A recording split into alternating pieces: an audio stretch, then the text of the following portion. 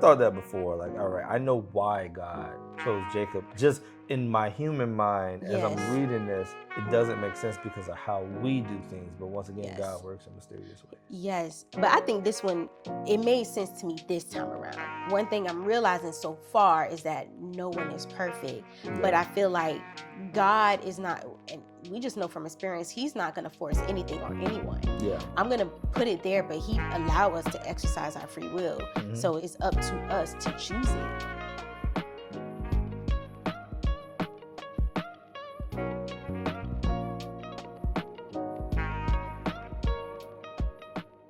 Welcome to episode 14 of the Careys Podcast. We are your hosts, Donovan Carey, and my beautiful wife sitting here, Tiara Carey. Hello, guys. And today we're going through chapter 25 of Genesis. Yes. So, I am super hyped about this one. Yeah. Mm-hmm. I definitely read some stuff that I would say was interesting. Did it resonate? A little bit. There was some of it that I was like... kind of unexpected. Yeah. But I knew the story a little bit. Mm-hmm. So I don't know. It kind of caught me off guard a little bit too. Really? I can say, I did read this before. Well, did I finish? Actually, yes. I finished Genesis, but I didn't move past that. So this is my second time reading it. Mm-hmm. However, I have a totally different perspective this time around. Yeah. The first time when I read it, I had a lot of questions. And I still had a lot of questions this time. Yeah. But this time I actually search and dig deeper to get a better understanding. So I'm really curious to hear your point of view when it comes to some of the topics here. And then also I am excited to share some of my point of views as well. Yeah.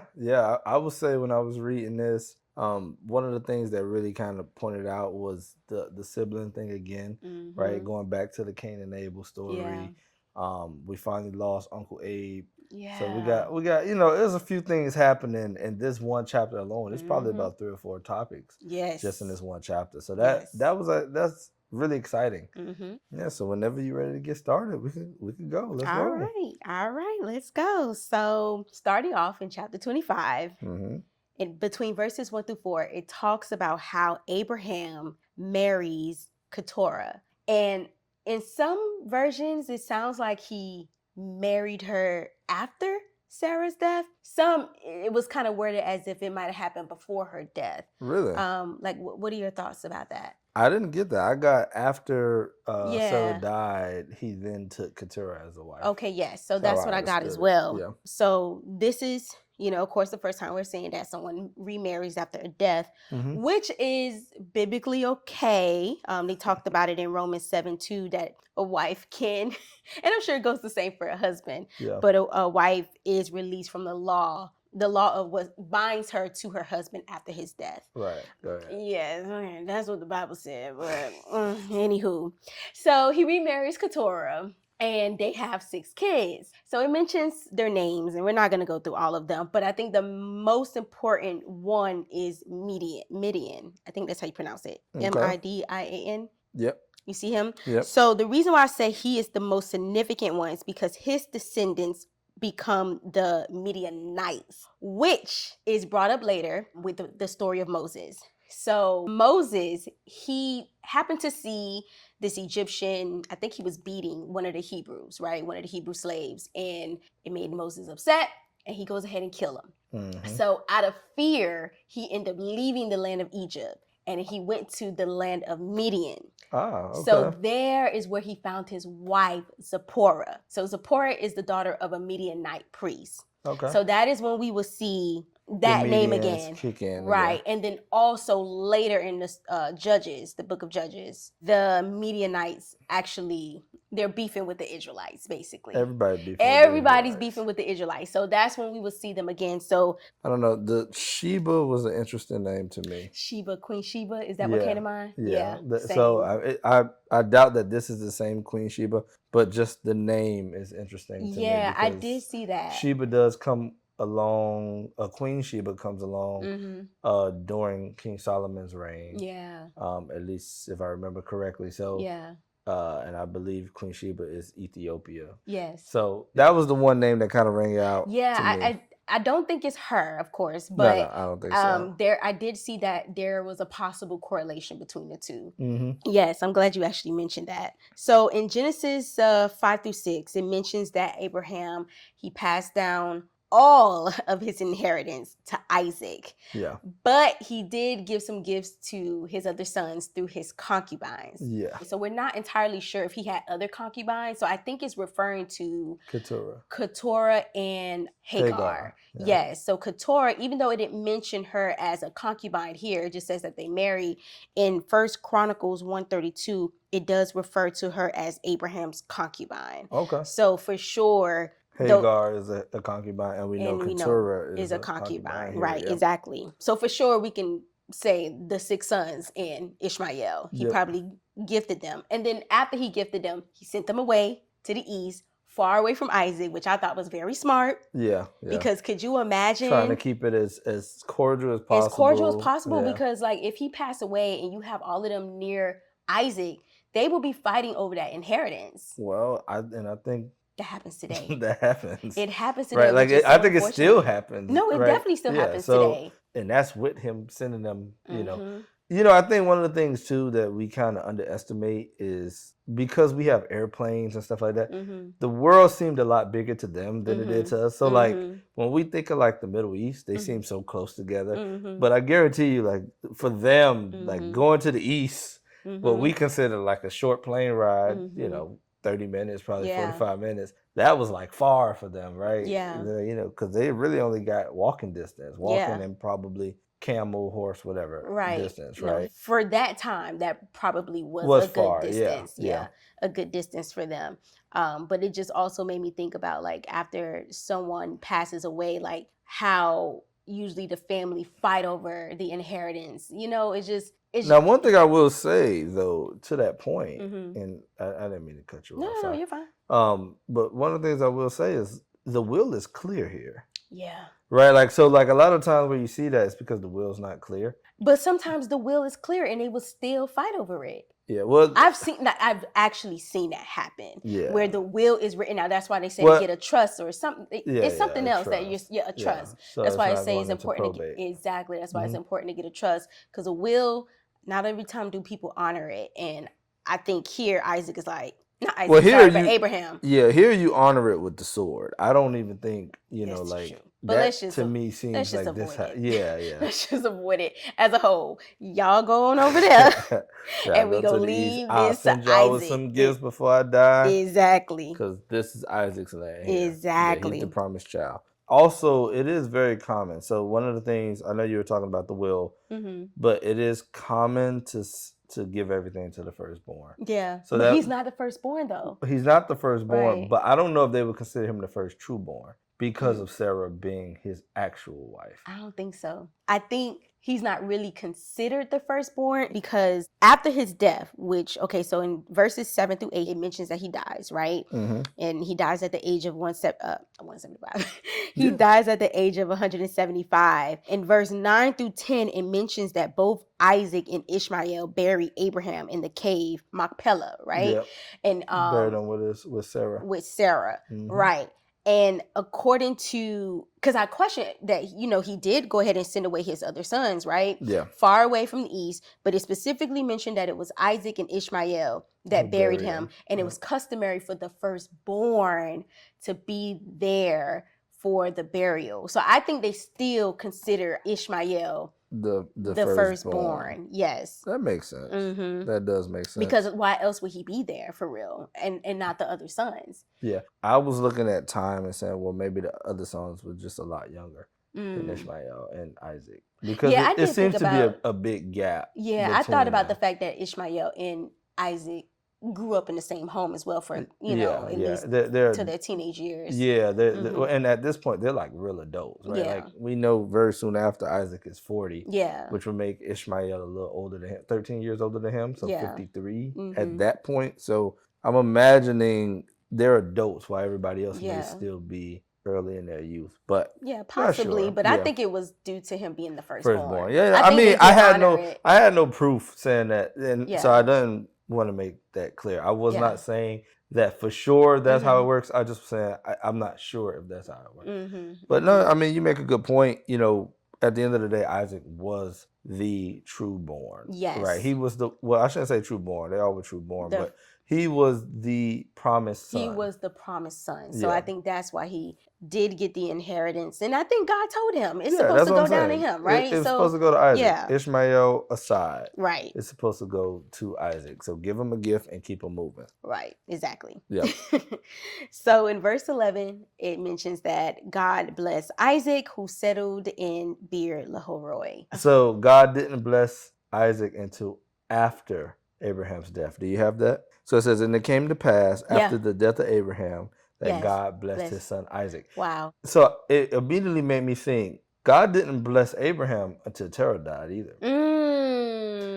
And I'm like, it's something, and I'm not saying I have the complete picture here, but it's something I want to really keep track of as the Bible goes. Wow. Because we talked about how Terah was the delay. Yes. Right? And it's something I just want to see if that's how it works. Yeah. Like, because you are technically you're not into your own yet until your father dies. In this case, because of how they operated, where they would still live with their father. Yeah. They kind of, it reminded me some of like Game of Thrones, where like they're grown, but they still are under the house of their father. Yeah. Right? Like, though you're a grown man, you still are under the house of Abraham. Yeah. So you cannot actually get your blessing yet. I don't know. I just thought that's that was a good something point. Yeah, definitely something we should keep track on. I didn't even peep that, honestly. And then it also says that Isaac, he still dwelt by the Beer Lahoroi? Yeah. Yeah. So he was still near the presence of God. Yeah, he was still there. Yeah. He still was in the eye shot of God, if you want to see it as the God who sees. The God who sees, yeah. Right. So he still was in that area. Yeah. If we remember, really, there's only 2 areas that Abraham owns at this point. Right? So you have the area of Lahoroi, which is just a well, really.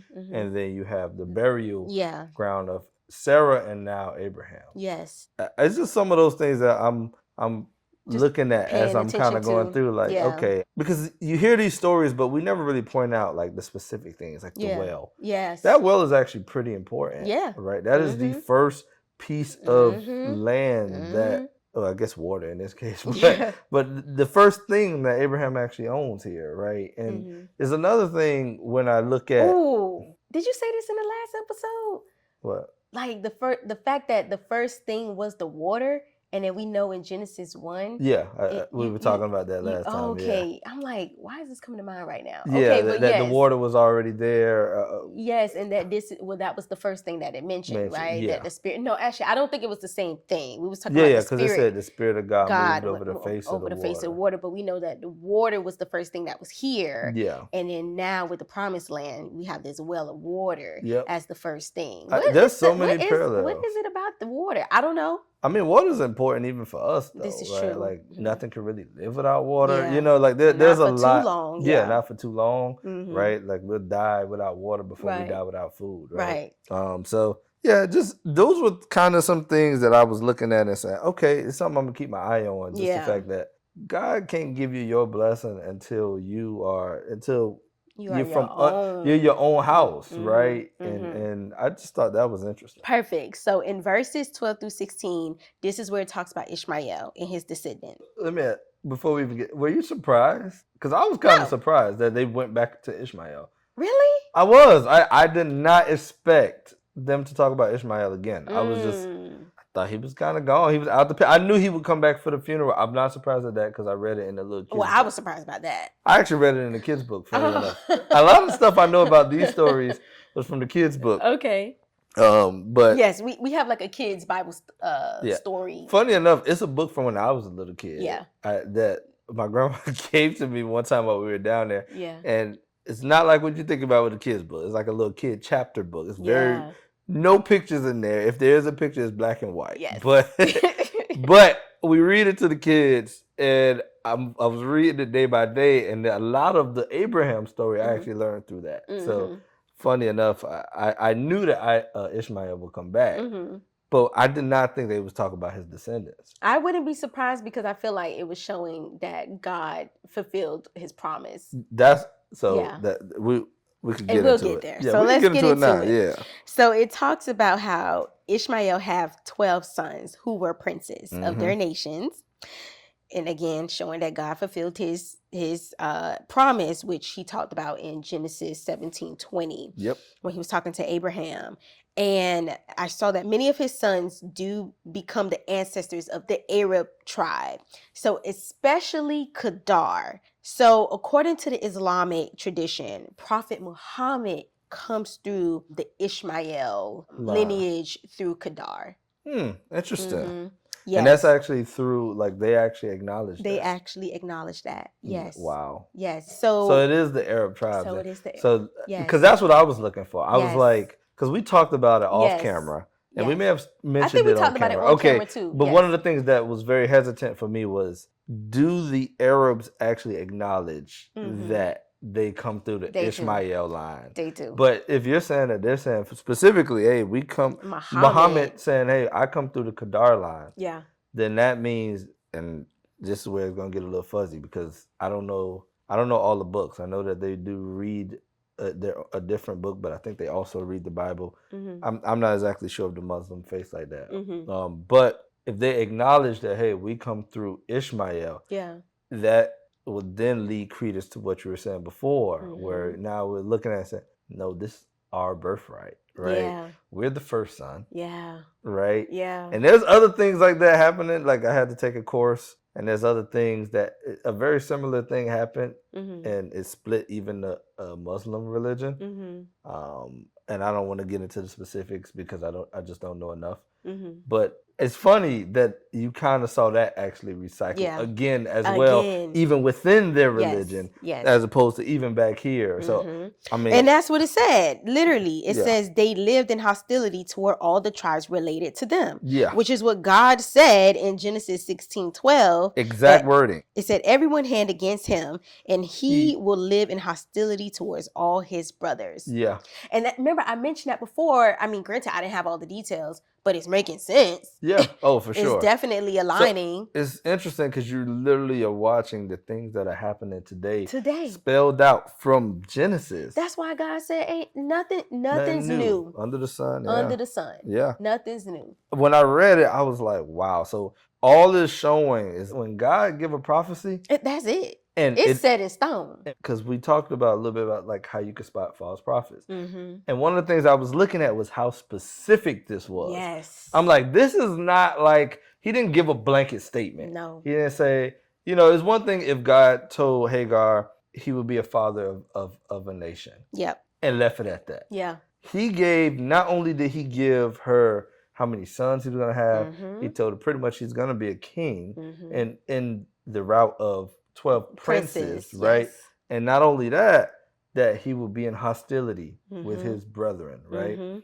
I think that was extremely interesting. One of the things also that I caught that I was trying to get at earlier is in verse 17, it specifically says, and he gave up the ghost and died and was gathered unto his people. In verse 8, when you look at Abraham's death, and Abraham gave up the ghost, which took his last breath, and died of old age, an old man, and full of years, and was gathered to his people. Yes. Now, I looked into this because I didn't understand exactly what that meant. I initially thought that meant that they was making a distinction. But actually, when I did the research, what they were saying was that Ishmael actually did believe in the same God as Abraham. And the way that you know that is through that line right there, and was gathered unto his people. Yeah. So I was like, okay, that's different. Because I actually thought it meant something different. But when I looked into it, that's what they said. That's what it actually means. And it only makes sense, right? Because remember I said, I feel like that was the importance of God asking Hagar to come back to Abraham so that Ishmael can know God for himself. And then now we're seeing here that, yes, he did believe in the same God. Now, all the other details, I don't know, but he believed in God. No, it's true. And one of the things that I saw when I was reading this was, and it was more so through the next verse that he 18? goes towards. Yeah. So in verse 18, it says that he goes towards Assyria. And Assyria is used in the Bible to punish the Israelites. Right? I didn't think of Ishmael's birth as a part of God's will. Really? I didn't. It is. I mean, ultimately everything is, but it seemed we kept talking about like people taking stuff into their own hand, which is what happened, but it also kind of brought it full circle for me that even with that, like, no, God still had a purpose for all of this. Yes. And it makes me even think, as we're talking about this, about some of the stuff that we see in the Middle East, some of the stuff that we see, the Abrahamic religions kind of going back and forth, that there may still be a purpose behind all of this stuff that we are just not fully privy to. Yeah, like there may be something bigger happening that we think in terms of what we could see. Yeah. Right. But I thought that was something that was interesting that really very pointed interesting out to me. Okay, so now we're going to go into Isaac. Yes. Right? And so now with Isaac, we see that at 40 years old is when he actually got married to Rebekah. Yes, and we talked about that in the last episode. So if you want to see the breakdown of how that happened, definitely check out our last episode if you have not yet. So if we want to move on to verse 21, it talks about how Isaac pleaded with the Lord on behalf of his wife because she was barren. And the Lord answered, and she became pregnant with twins. Now, it was a couple things that I took from that verse alone. Yeah, same. First thing for me, it showed the power of a husband's prayer for his wife. Yeah, the covering for his wife. I have that as well. Like, for me, growing up and just what I've witnessed, right? And this is just my experience. I've always witnessed the wife being the one covering the home. She's the prayer warrior. She's the one that's fully connected with God, where the husband is typically like more laid back, right? And just like, all right, when we going to church? You know, like that's just kind of what I've witnessed and what I grew up around, honestly. Yeah. But to see this, and I mean, experience it, right? Like, because you definitely cover our home, right? But to also see it in the Bible as well, it just shows the power in it because God listened and he honored it, right? So I thought that was... Oh, me too. And to the point that you said about just your experience and my experience as well is the same. We saw this be a problem already in Genesis, right? Where the husband is not covering the wife. Yes. And we saw what happened with the fruit. Yes. And so we see that Isaac is in direct opposite of that, where he is covering the wife, right? And he is covering his home. Yes. And I think Isaac is another one who's kind of overlooked a lot, where we don't talk about him. You know, we talk about him in relation to Abraham or in relation to Jacob. Or Israel. Jacob Eventually. and Israel. But hardly ever are we really talking about how devout Isaac actually was. Yes. Because we can see, I mean, we haven't seen a misstep from Isaac yet, right? Like when they brought Rebekah, he was at the well in the presence of God. Meditating with him. Now we're saying, you know what? She's barren. I'm going before you. Yeah. I'm going to the Lord. I'm not taking things into my own hand. Yeah. And one thing that I saw, so you said she conceived. Yeah. Did you realize that happened 20 years later? Yes, I did. Isn't that crazy? That is crazy. And I said, I saw the parallel between Abraham and Sarah, and now they're two going through the same thing, which brings me to my next point, that another thing that I saw was just because you get the promise doesn't mean that it's going to come easy. Yeah. And we saw that with Abraham, and we're seeing this again with Isaac. Yeah. And to me, I think the reason why God does it is to build up our faith muscle, right? I think that's really what it boils down to. And it reminded me of like us having toddlers, right? They may cry for something. They may want something, but can you always say yes immediately? Yeah, no. What does that do for their character? Yeah, right? It doesn't help their character. It doesn't. Yeah. Sometimes you have to say no to build their character, to build up their patience, to build up their self-discipline, which are fruits of the Spirit, right? Exactly. And I think this is exactly what God does for us, as well as what we're seeing here. He's just building up that faith muscle. He's building up the Spirit, the fruits of the Spirit within us when it comes to waiting for things. Yeah. So I think that's one thing. And just also knowing that it's not always going to be easy, which it's so crazy because, I was talking to my mentor the other day when she talked about the story of Jesus. This is in Mark 4. Yeah. And he was preaching, he was on the boat, and then eventually he tells the disciples, let's go on the other side of the lake, right? In their mind, they're probably like, oh, easy, right? We're going to go across the lake. This should be an easy boat ride, right? Yeah. And in the midst of them trying to go to the other side of the lake, a terrible storm comes, right? Water coming on the boat while Jesus over to the side somewhere sleeping peacefully. And the disciples freaking out. They're like, you're gonna let us drown in this, in this boat? You right here, right? You're right there. Here. You're right here. And then Jesus gets up and he immediately he says, peace be still. He speaks to the storm and the storm calms down, right? And then he turns to them, he's like, ye of little faith, right? Yeah. And I might be misquoting here, but you can definitely, I'll put the verse so you can definitely check it out. But in our mind, we're thinking, oh, we're going from point A to point B. God told me to go here. Yep. It should be an easy, smooth sailing thing, right? But it wasn't for them because I feel like that was nothing but a test. They had Jesus on that boat with them. Yeah. Yet they still freaked out. They still went in panic mode because in their mind, it was supposed to have been easy. Yeah. And it wasn't supposed to have been. And that's what I was saying. Like sometimes we may get an instruction. Sometimes we may get a promise and we may think that it's supposed to be easy, but not all the time will it be an easy route. I would say most of the time, to me, it doesn't seem like it's easy. This is true. This is true. Very rarely have I prayed for something and it just happened immediately. Right. It usually takes some level of, like you were alluding to earlier, that fruits of the Spirit. Yes. Building into that. Yes. Whether that be patience or discipline or something like that. Yes. Right. Or building up the faith. Because that's what Jesus was just trying to show them. I'm sleeping over here peacefully, and I'm going to show y'all that y'all are lacking faith. Yeah. Like if you see me sleep, you should sleep. You should sleep. You should right? sleep Like too. if you see me sleep, you should know we good. Exactly. Yeah. So I can only imagine what those 20 years were like for Isaac, but it seemed to be like he remained faithful and trust God's promise through that whole process. Yeah. So we literally see the difference between how Rebekah and Isaac handled it versus how Sarah and Abraham handled it. Exactly. Literally the same exact situation one generation later, and the way that they handle it is completely different. Exactly. Yeah.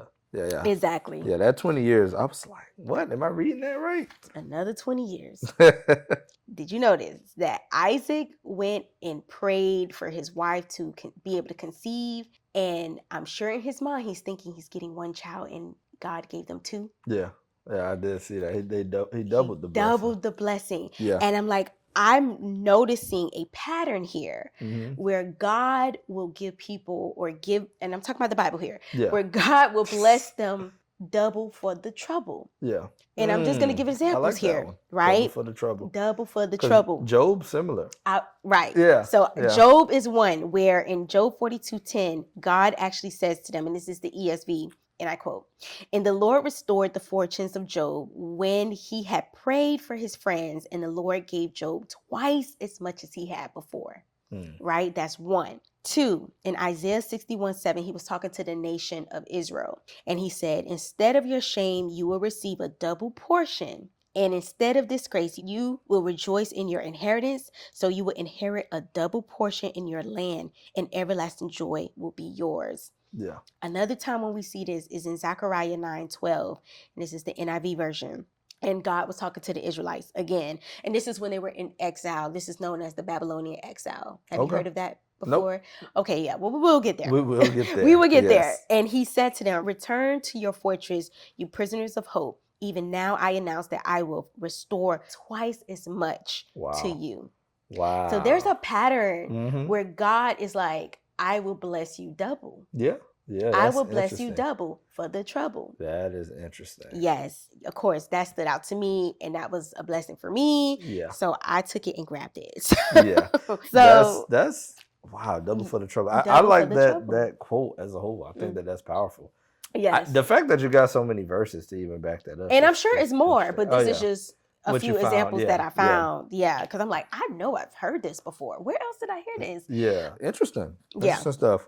So in verse 22, it mentions that the two babies struggled in her womb. And the word struggle, the Hebrew word is rastas, which means crush, smash, or oppress. So things were getting violent in that womb. Yeah. Long story short. Things were getting violent. So she went before the Lord, and I'm talking about Rebekah. She went before the Lord and asked, why is this happening to me? You know, I can only imagine. Like, she probably was in pain, right? And the Lord responded, and I quote, this is verse 23. He says, the sons in your womb will become two nations. Mm-hmm. From the very beginning, the two nations will be rivals. One nation will be stronger than the other, and your older son will serve your younger son. Okay. Let's not even move on from there. So no, I'm staying there. Yeah. So let's stay there. So I want to start right at them struggling. Yeah. Because one of the things that I noticed, just like we saw Isaac prayed for his wife, mm-hmm. we start to see Rebekah praying on behalf of the children. Yeah. Going again to that divine order. Yes. Where she's covering the children, mm-hmm. and Isaac's covering her. Love that. It's just one of those things that I saw. When I read that they were struggling, I thought mm-hmm. it was going to be Isaac to go before God. But now you got Rebekah. Yes. It's like, this is my responsibility here. Yes. Everything that's happening in this region mm-hmm. is for me. Not saying that you should not be responsible as a father, but I just thought that was interesting to me that Rebekah is covering the children while mm-hmm. Isaac was covering Rebekah. Yes, I agree. And it's interesting to me that once again, we're seeing God mentioning his intentions mm-hmm. for these unborn children. Right? So did you think that was intentions or prophesied? I mean, I think it's both, honestly. I think it was a prophecy and it was his intentions because it's all a part of his plan. Yeah, true. And true. I do want to point out when it said the one nation will be stronger than the other. We'll see later that Jacob his nation will be considered the Israelites. And then Esau is the other son. His nation will be the Edomites. Yeah, the Edomites. Yeah. So I don't know which one was stronger than the other. I guess we'll get there. We'll find that out. But I just wanted to mention those. Those are the nations that God is referring to. Yeah. So, and another thing I noticed is that God was going against the normal tradition of the younger son serving the older son. So I guess I saw this just like I saw the Noah story. Mm-hmm. So remember the Noah story when they say Noah cursed? Mm-hmm. And I said, to me, it seems like he really was telling him mm-hmm. that this is what's going to happen. Mm-hmm. It felt like that to me because it felt very similar to what God told Hagar. Mm-hmm. When God told Hagar, this is going to happen with your son. Yeah. It felt the same to me. What God is telling Rebekah, this is what's going to happen with your sons. Yeah. And I think I do think that's the case, but I also believe that this is still a part of his plan. Yeah. But I just wanted to mention that I just noticed that, I don't want to say a good bit because we still got a good bit to go in the Bible. Yeah. But I just noticed that he was going against what our human normal tradition is for younger sons to serve older sons, like the older son being the one who's supposed to get the mantle. Right, who's supposed to get the mantle. And the same when we see this when Jesus is talking, when he says the first will be last and the last will be first in heaven. It's something about going against the human mm-hmm. traditions. Well, and it's funny because this is not the only time, right? So you got Ishmael and Isaac. Yep. Right? Yep. And then you also have, this one I thought was interesting, was Joseph, who's the youngest son. Mm. Right? Joseph of Jacob. Of Jacob. Joseph, who's the youngest son, it was the other sons who were bow down to him. Yeah, bowing to Jacob. Yeah. So those were some things that I had looked into and was like, I'm just starting to notice that our ways are not his ways. Let's put it that way. Yeah. That's just what I picked up from that part. Naturally, when we're reading this, our mind goes to like, God, this makes absolutely no sense. At least for me, when I read it the first time, I'm like, especially when I'm reading, as we continue to read. Yeah, as we continue, it really was just just doesn't make sense. Yeah, but because it also leads to, they used to say God, or they probably still said, God works in mysterious ways. He does. Right? So the things that we may understand, mm-hmm. and I think this is one of those things I have to truly accept with the story of Jacob. Because I am not the fan of Jacob. I'm not a fan of Jacob, but I think I have my reasons why I believe God chose him. And I'm going to get there. Yeah. But I just want to say that God does confirm his decision, that this was his decision in Malachi 1, verses 2-3, where he says, Jacob I have loved, but Esau I have hated. Yeah. Why would God love one and hate the other? Yeah. But when he was talking about it, the context of this was, it was more like, I accept one, I reject the other, versus like Cain and Abel. Yeah. And we know he didn't technically hate Esau because... Yeah, we got to remember the word hate is a little bit different. It's the same thing what we were talking about with Jesus said, hate your mother. Right. Like, it's not actually hate. It is just putting one over the other. Exactly. Yeah. And in this case, we know that he didn't hate Esau because later in Genesis 33, I do remember this, Esau was blessed more than Jacob at that time. Yeah. And this is verses 4-9 if you want to read about it. But I just want to mention that it had nothing to do with like, I hate this person. Yeah. We have to, the translations is sometimes is difficult to, so when we're reading it, when we saying the word, something like hate is not the way we see hate today. Right. You know, and even where it talks about Esau despised, it's not the same despise, right? Yeah. Like he despised his birthright, it says. Yeah. It's not the same despise, like the way we see despise, which is absolutely hate. It's not like that. It's just he rejected. Yeah. Yeah. Yeah. So in verse 25, Sarah ended up giving birth to the twins, as God had said, right? And we know that Esau was born first. Yep. And he came out red and hairy. Yep. So that's how he got his name. Esau means hairy. Hairy, right? Yep. So second was Jacob. And when he came out, he was holding Esau's heel. So that's why he received his name, which means the heel catcher. Yeah. But back in that time, that term actually meant like a trickster, con. It's interesting because I was like, it literally happened that way, right? Where the names was so... in the way that they were born was so specific, like because even like the hairy is like a masculine thing, and we see that Esau grows up to be like a hunter, right? So like that is, you know, back then is because of its separation from women. To be hairy, it was like a very masculine trait. It's like the men are hairy, right? Like that was a thing, right? So I just thought that was interesting. Yeah. Going back to what you're saying with the trickster and right. So why would God choose a trickster? We will get there. So like you said, Esau becomes this skillful hunter. He's like the outdoor man, the manly man, and he is Isaac's favorite, right?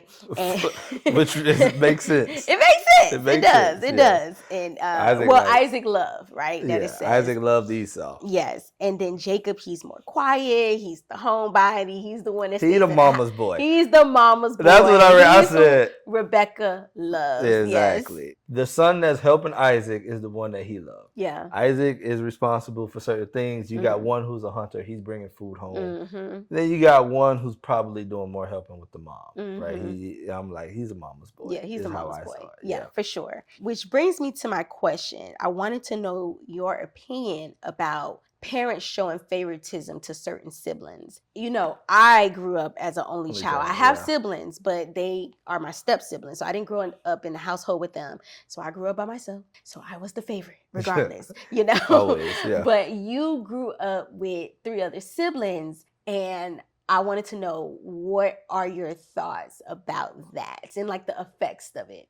Of favoritism. So I would say, I think my folks did a pretty good job, at least from my perspective. I think so too. Of not showing favoritism. But I will say, I don't think the favoritism is intentional, but I think sometimes it happens. And I think sometimes it's really based on 2 things: relatability, which I think is the case we have here, right? Where Esau is more relatable to Isaac, and Jacob is more relatable to Rebekah. And then I also think it comes down to kind of easiest to manage sometimes. I think favoritism a lot of times comes down to that. Like, this kid is easier to manage. I don't think it's right, but I also think I personally don't agree with favoritism, only because you see how it caused division within the home, especially when they get older. You see resentment start to grow between them two. You start to see bitterness starts to grow because they're like, oh, you love them more than you love me. You know, like they start to feel, some start to feel like an outcast. Some start to feel like the black sheep.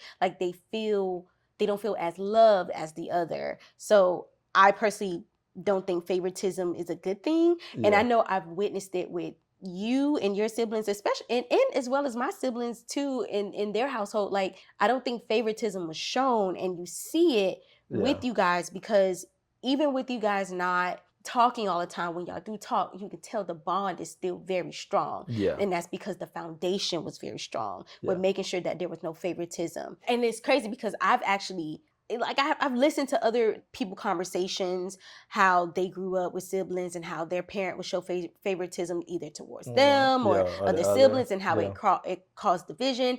But I just noticed that they didn't like it. Yeah. They didn't like it, and they kind of fought their parents for it. And I'm like, I don't want to do that. No, yeah, no, I love the way kind of me and my siblings were raised, where it was just all or nothing. Yeah. I will say the challenge, so it's twofold. Mm-hmm. Because sometimes what people see as favoritism is just specific teaching. Mm-hmm. So what I mean by that is, you got two separate personalities in the home. They're dealing with two separate circumstances. The way you deal with one can't be the way you deal with the other. Yeah. Sometimes it is favoritism, but I've also seen where I don't think that's favoritism. No, I'm saying sometimes when what people feel is actual favoritism. Mm-hmm. But sometimes what it is, you probably just, like, you were on the punishment more because you did more bad things.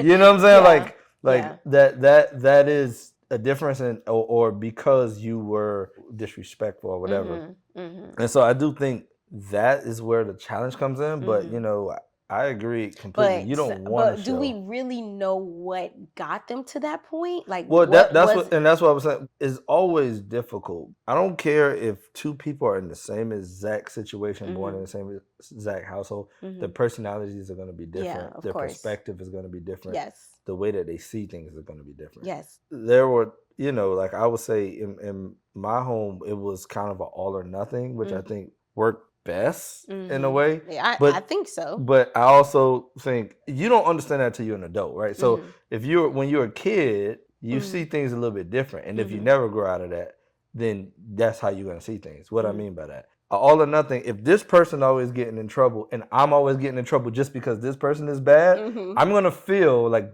I'm not the favorite, right? Like, I'm going to feel like I got the short end of the leash because I was good. Now, like I said, we all kind of grew up and we understood it. So the communication was there between my parents and, my mom and grandma and us, where we understood why we were all, and we understood that we all were accountable for the next, right? But I could see if that communication is not there, that could also boil resentment of, well, you're the one always doing stuff. Why am I always getting in trouble? And then what does that lead to? Well, guess what? While you're doing stuff, I'm going to always tell on you. Yeah. Because I don't want to get in trouble too. And that will boil resentment. So it's definitely delicate. It's no one size fits all. Yeah. I think you said it. The biggest thing is communication. You got to communicate. My next question was going to be, do you think God showed favoritism? Yes. And this is where it gets challenging, because this is where Jacob-Esau story really gets me, but I won't jump ahead. But I think it's all according to God's will. So, like, I don't think it's favorite in the same way that we see favorite. It's more so like, he's my favorite because he's going to do this thing that I need him to do to get to where I need to get, right? So, like, the Jacob-Esau story is a good example of somebody, in my opinion, who did not deserve favoritism, but got it because through his line would come Jesus. Right. Right. So that's how I kind of see God's favoritism. Yeah.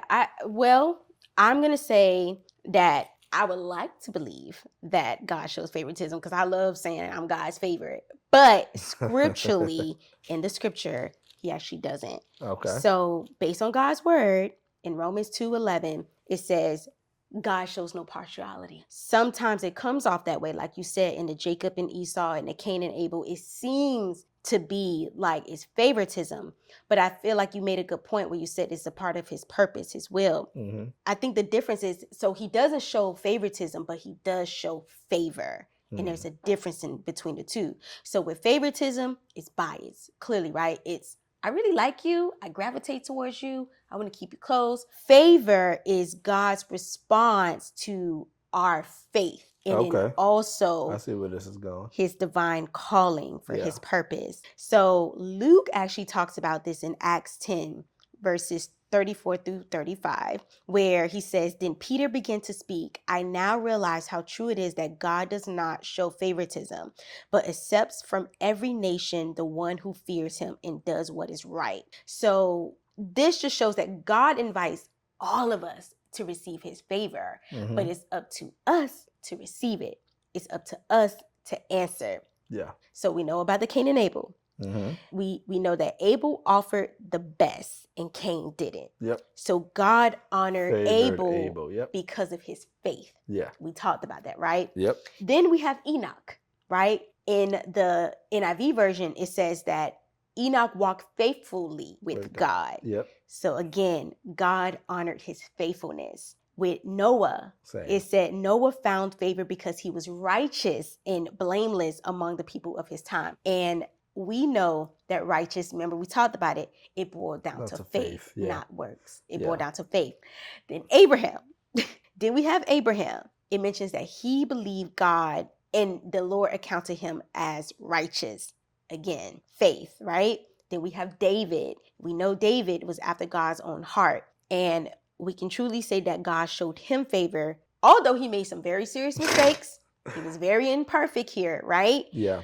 But he showed him favor because of his repentance and his deep devotion, which boils down to his faith. But I say all of this to say that God doesn't show favoritism, but he does show favor. So in verses 29 through 34, we know that Jacob was the one who was indoors and Esau was outdoors. One day, Jacob was inside cooking a stew.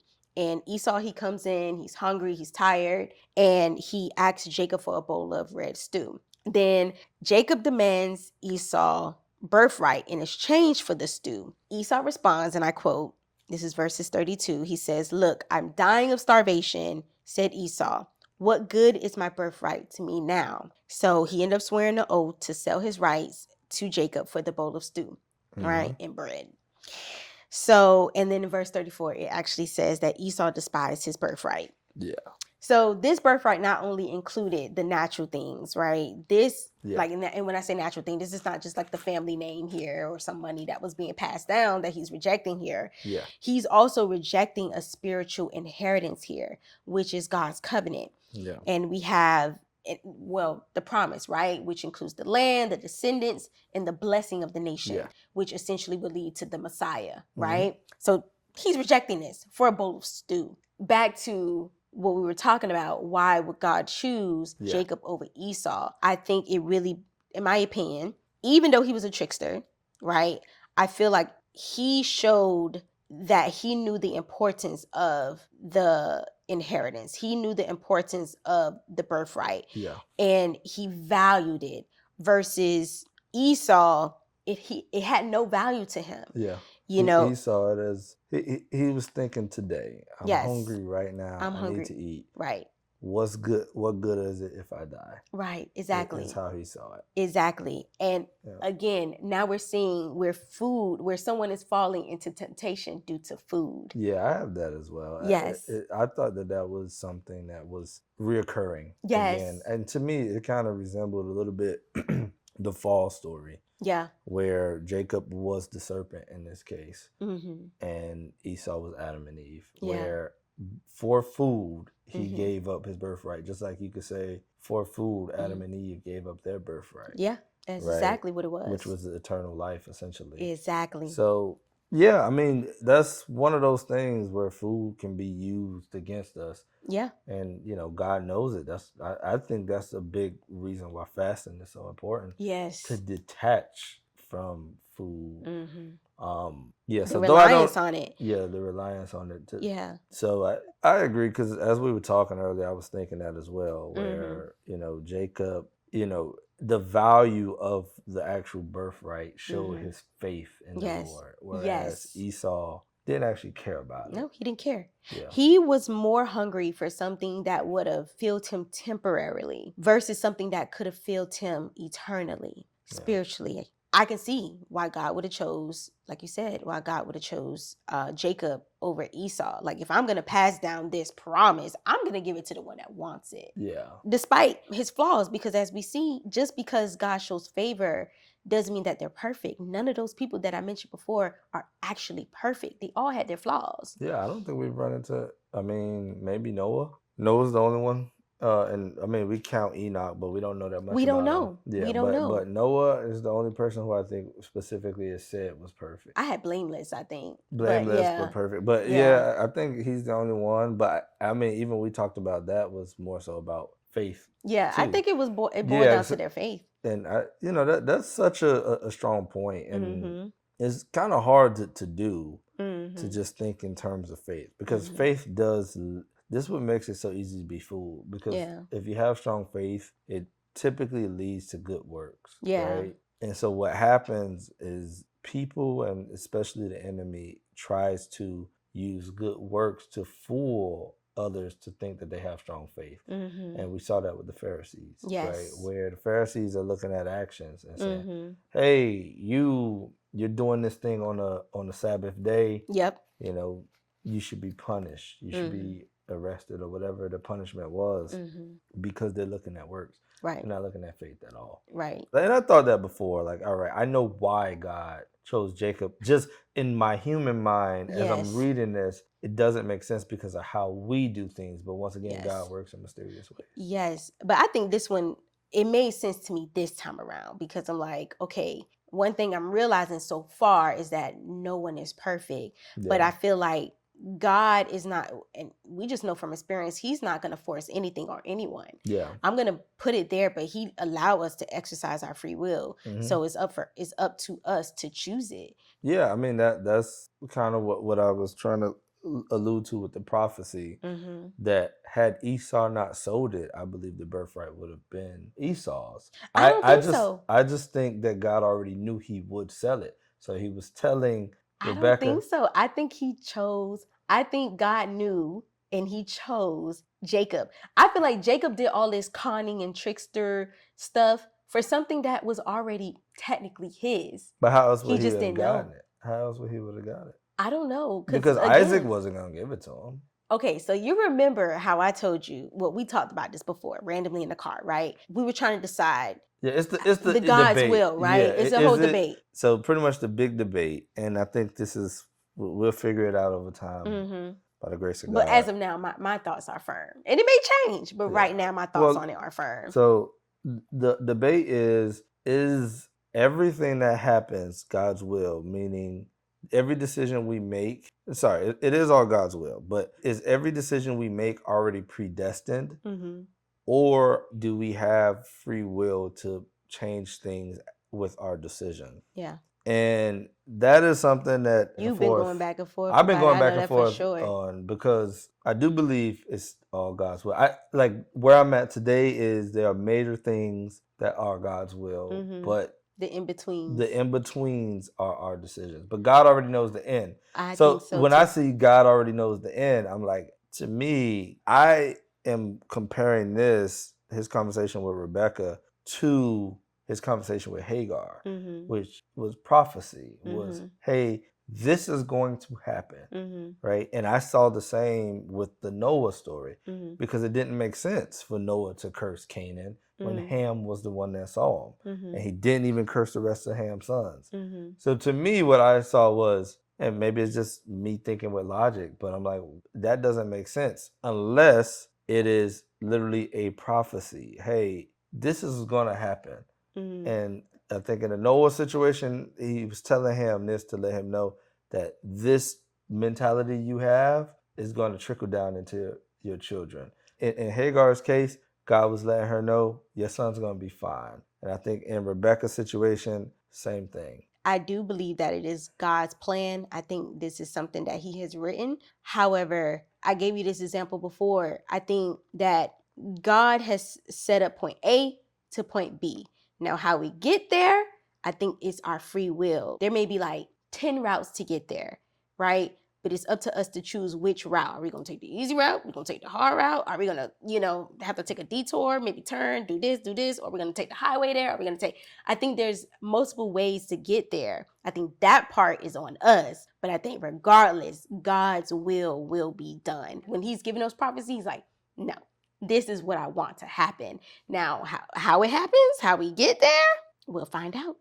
I don't know. Yeah, but I know. It's an ongoing conversation. It's an ongoing, but that's just I'm pretty sure I'll flip-flop a few times in this thing, and it's just one of those things. Because by that logic, okay, if God made us and like we always say, that's not what God had for us, right? We just not a part of his original plan. That wasn't a part of his original plan for us to see death. But by that logic, God created us for Adam and Eve to eat that fruit. That's true. So that's why I'm like, I go back and forth. Well, I think my opinion about that was, okay, the Adam and Eve, that was the original plan. And then when they bit into the apple, there was change of plans. And then now I got to come up with this rescue plan to bring them salvation, to be able to, so you're connect us again. Because once that happened, they broke that friendship between man and him.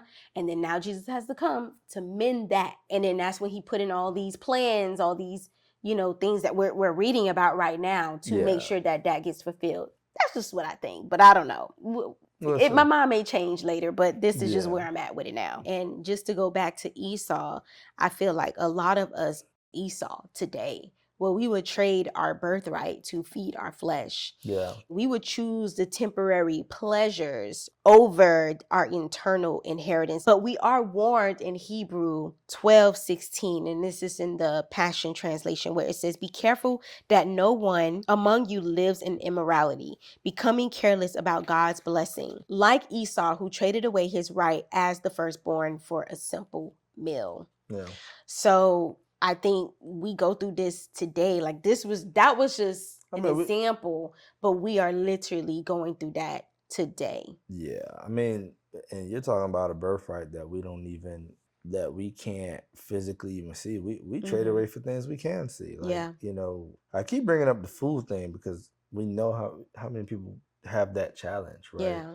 Of food. Yeah. And that's one of those things where we know if you eat bad, you're going to have health problems, but still in that moment, it's so difficult to fight that temptation. I'm not judging whatsoever because it's difficult. It is difficult in that moment where you're like, but I'm hungry now. I want to satisfy my flesh now. Yeah, exactly. And so just keeping that healthy detachment, not just to food, but to things of the earth, period, right? Of the flesh, period. That's the biggest challenge we face here, right? Yeah. Can we reject the things of this world that we have to encounter and deal with every day for the things of the next? Like I said, this one touched on a lot of things. Yeah. I think, I like to think that we covered it pretty well. If you guys have any things you want to add or anything you disagree with, things you agree with, please feel free to comment respectfully. Like, comment, share, subscribe. Yes. And again, we want to thank you for being here and joining us on this journey. We truly do appreciate you. If you have not, please follow us on our socials, on TikTok, on Instagram. It's the Careys Podcast. We would love to connect with you outside of YouTube. And also next week, we will be going over Genesis chapter 26. Yeah. So if you would love to read ahead, definitely do that so that it'll be easy to follow along with us when we drop next week. All right. Thank you guys. We love you. See you next Sunday. Until next time. Yeah.